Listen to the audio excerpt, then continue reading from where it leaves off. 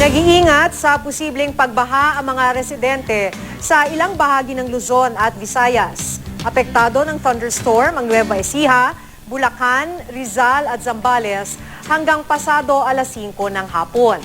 Sa inilabas na thunderstorm advisory ng Pag-asa, posibleng magtagal ang malakas na ulan sa Negros Occidental hanggang bago mag-alas 5 ngayong hapon. Sasamahan din yan ng malakas na hangin, kulog at kidlat. Maghihina hanggang sa katamtamang lakas ng ulan ang maaaring maranasan sa Ilocos Region, Cordillera Administrative Region at Cagayan Valley. Umiiral pa rin daw kasi ang mahinang hanging habagat sa extreme northern Luzon. Base sa datos ng Weather Central, mahihinang ulan na lang ang inaasahan sa malaking bahagi ng Luzon bukas.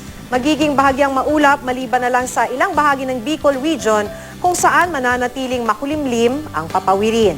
Mahihinang ulan at maaliwalas na langit naman ang maaaring maranasan sa malaking bahagi ng Visayas at maging sa Mindanao. Pero posibleng maging maulap sa ilang bahagi ng Zamboanga Peninsula. Para sa ibang update, bisitahin ang GMA Weather webpage, Twitter at Facebook page.